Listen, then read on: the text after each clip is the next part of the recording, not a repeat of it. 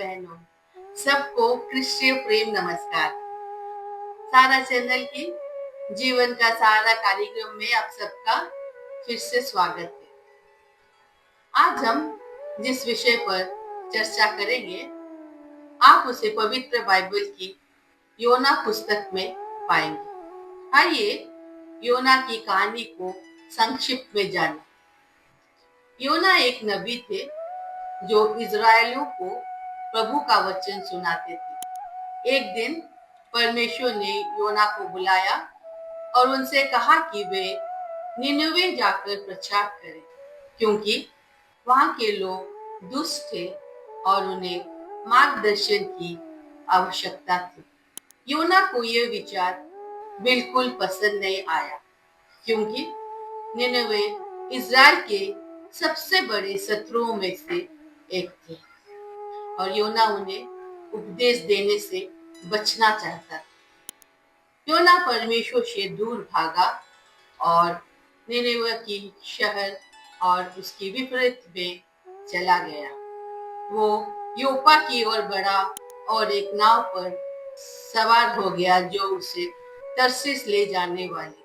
परमेश्वर ने योना को जहाज पर देखा और समुद्र में भयंकर तूफान भेज दिया। नाविकों ने सोचा कि योना ही इस तूफान का कारण है, इसीलिए उन्होंने उसे जहाज से समुद्र में फेंक दिया।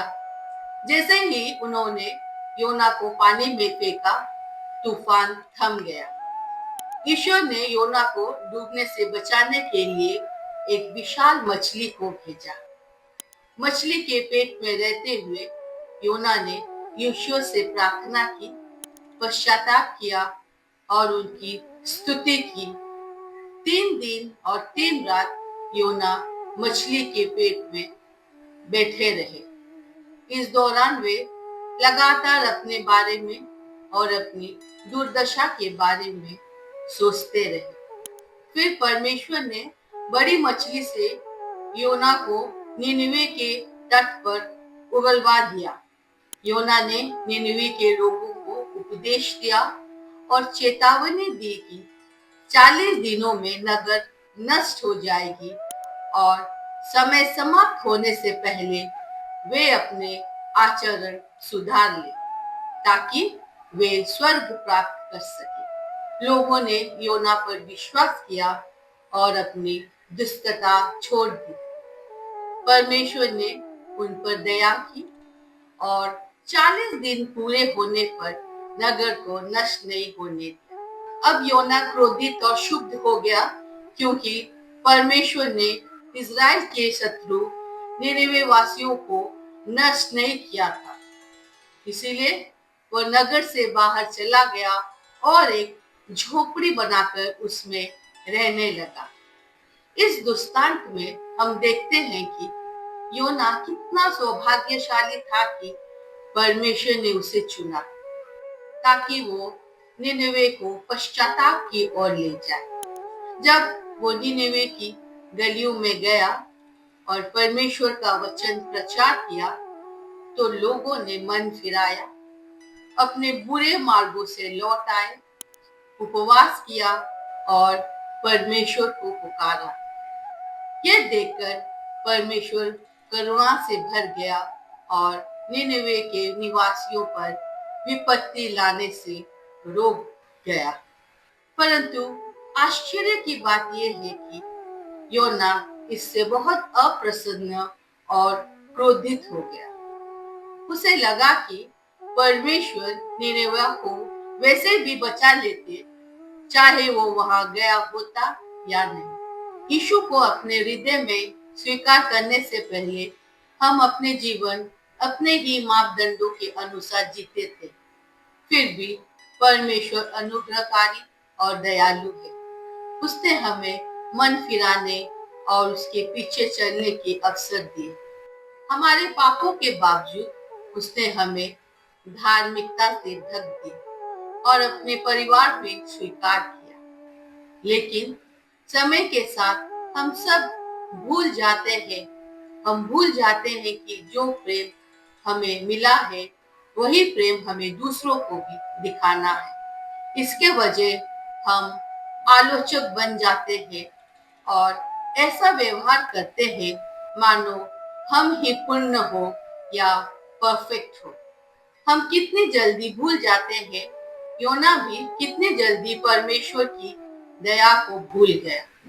यद्यपि वो परमेश्वर की उपस्थिति से भागकर तर्शीश तक चला गया था, फिर भी परमेश्वर ने उसे आंधी से और मछली के पेट से बचाया।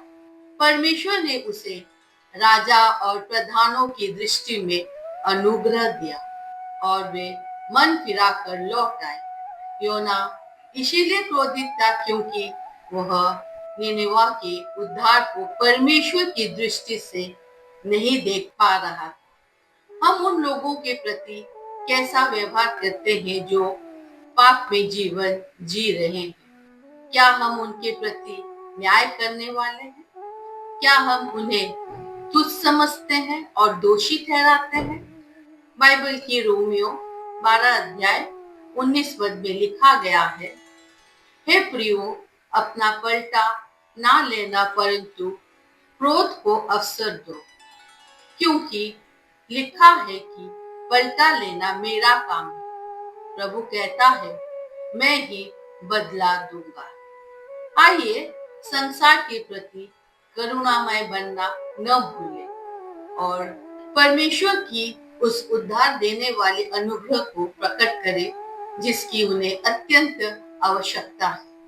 क्योंकि रोमियो 5:20 में लिखा गया है, और व्यवस्था बीच में आ गई कि अपराध बहुत ही, परंतु जहाँ पाप बहुत हुआ वहाँ अनुग्रह उससे भी कहीं अधिक हुआ।